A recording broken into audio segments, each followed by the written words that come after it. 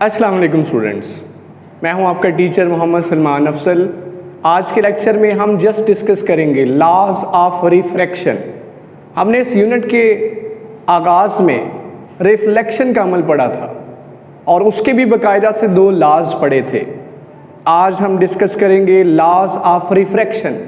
मेरे previous lecture में मैंने रिफ्रैक्शन ऑफ लाइट को डिटेल से डिस्कस किया है।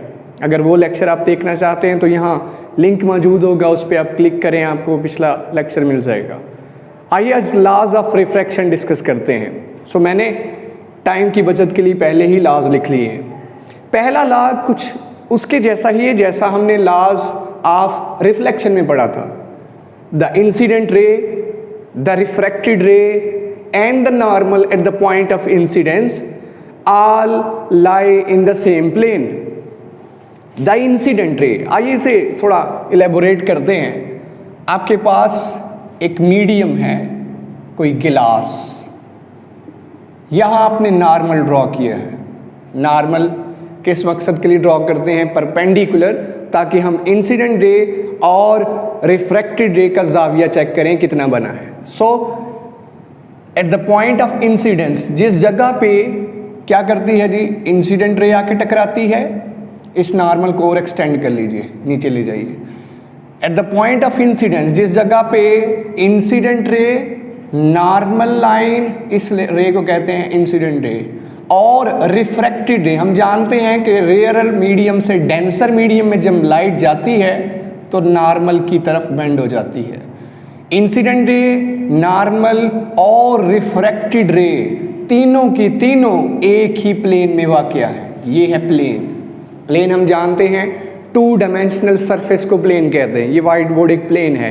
आउट ऑफ प्लेन नहीं आपको नजर आएंगी, इसी वाइट बोर्ड पे आपको तीनों चीजें नजर आएंगी, incident ray, normal and refracted रे। जिस पॉइंट पे मिलते हैं दैट इज O, और ये पॉइंट जो है वो एक ही प्लेन के अंदर वाक़या है। ये बिल्कुल उसी के जैसा है। वहाँ फ़र्क क्या था लॉज ऑफ रिफ्लेक्शन के अंदर? वहाँ सिर्फ और सिर्फ रिफ्रैक्टेड रे की जगह रिफ्लेक्टेड रे था, बाकी ये पूरा लॉ उसी के जैसा है। अच्छा, दूसरा लॉ देखें, ये बहुत इंपॉर्टेंट है, सबसे कंफ्यूजिंग पार्ट है इसका, इसे ज़्यादा एक्सप्लेन करेंगे हम। इस लॉ को स्नेल्स लॉ भी कहते हैं। स्नेल्स साइंसदान जिसने ये लॉ दिया रिफ्रैक्शन ऑफ लाइट के लिए। आइए देखते हैं ये दूसरा लॉ क्या है, उससे थोड़ा मैं एक्सप्लेनेशन देता हूँ उसकी, जिसे मैंने कहा स्नेल्स लॉ भी कहते हैं। क्या है ये? इसके according the ratio of the sine of angle of the incidence I to the sine of the angle of refraction R is always equal to a constant. इसके मुताबिक अगर आप इंसिडेंट रे का बनने वाला जाविया, हम जानते हैं कि इंसिडेंट रे, मैं यहाँ ड्रॉ करता हूँ, 2-3 डायग्राम्स बनाऊंगा ताकि ज़्यादा क्लियर हो सके। तो देखिएगा, फ़र्ज़ करें ये आपके पास फिर से एक गिलास है, शीशा है, आपने यहाँ नॉर्मल ड्रॉ किया, उसे मज़ीद एक्सटेंड कर लें, ये आई इंसिडेंट रे। हम जानते हैं कि इंसिडेंट रे जो नॉर्मल के साथ जाविया बनाती है उसे एंगल ऑफ इंसिडेंस कहा जाता है। ये है एंगल ऑफ इंसिडेंस, जिसे किससे ज़ाहिर करते हैं? पिछले टॉपिक में मैंने बताया भी था, आई के साथ यहीं लिख लेते हैं, एंगल ऑफ इंसिडेंस। अब जब लाइट यहाँ के स्ट्राइक करेगी, इसी तरह से लाइट यहाँ से क्या होगी? रिफ्रैक्ट होगी, टूवर्ड्स द नॉर्मल बेंड हो जाएगी। और हमने प्रीवियस टॉपिक के अंदर ये समझा, क्या समझा? कि एंगल ऑफ इंसिडेंस हमेशा ग्रेटर होता है एंगल ऑफ रिफ्रैक्शन से। ये है एंगल ऑफ रिफ्रैक्शन। जब एयर से रोशनी कहाँ दाखिल हो, गिलास के अंदर दाखिल हो, एयर से पानी के अंदर दाखिल हो, तो बेंड हो जाती है towards the normal. Second law, जिसे स्नेल्स लॉ भी कहते हैं, वो कहता है the sine of the angle of incidence, ratio कहते हैं बटे को, sine of the angle of incident. अगर आप एंगल ऑफ इंसिडेंस का साइन लें और किसका साइन लें? Sine of the angle of refraction, इनके दरमियान रेशो हमेशा, इनका आंसर एक कांस्टेंट आएगा।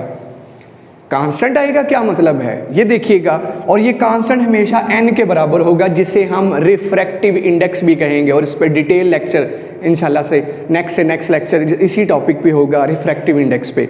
मैं इसके मीनिंग आपको समझाता हूँ कि हमेशा इसका आंसर कांस्टेंट आने का क्या मतलब है। तो देखिए एक और डायग्राम, फर्ज कीजिए यहाँ पे बच्चों एंगल ऑफ इंसिडेंस था 40 दर्जे, यहाँ पे एंगल ऑफ रिफ्रैक्शन आया 25, कम ही आना है हमेशा। तो sine of the 40 over sine of 25, मैं मिसाल दे रहा हूँ, एग्जैक्ट आंसर तो नहीं इस तरह से आएगा, एग्जाम्पल दे रहा हूँ। इनका आंसर जो आएगा कांस्टेंट के बराबर एक वैल्यू आएगी। फर्ज कीजिए साइन 40 लीजिए, साइन 25 लीजिए, डिवाइड करिए, एक आंसर आएगा। इसी तरह से आप क्या करें, इंसिडेंट एंगल थोड़ा सा बढ़ा लें। अब बढ़ाने से क्या होगा, फर्ज कीजिए मैं एंगल ऑफ इंसिडेंट जिस एंगल से रोशनी को फेंकूंगा मैंने वह 60 डिग्री कर लिया। अब जानते हैं कि एंगल ऑफ रिफ्रैक्शन भी थोड़ा पहले से ज़्यादा होगा, थोड़ा सा पहले से ज़्यादा होगा। फ़र्ज़ कीजिए ये 35 आ गया। बेंडिंग ऑफ लाइट पहले की निस्बत अब इस जाविये के मुताबिक होनी है तो 35 हुई, ठीक है। अब ज़रा इसका लें, sine of incident to sine of refraction, इसका आंसर और इसका आंसर सेम आएगा।